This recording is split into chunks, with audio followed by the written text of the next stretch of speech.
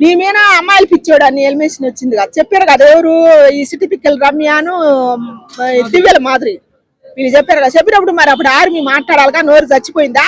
Army అంటే ఎంత ధైర్యం నీ క్యారెక్టర్ మీద దెబ్బ పడ్డప్పుడు అప్పుడు ఆర్మీ చెప్పాలి కదా. ఆర్మీ చెప్పకుండా నోరు మూసుకొని ఉన్నాడు. అది నాకు కూడా నచ్చలేదు, జనాలకు కూడా నచ్చలేదు. దయచేసి ఆర్మీ మాట్లాడాలి.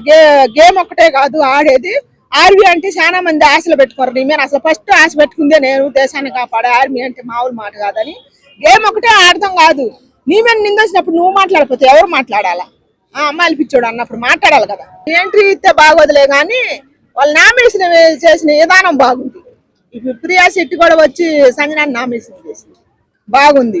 కరెక్ట్ రీజన్ చెప్పిన అది నామినేషన్ చేసింది.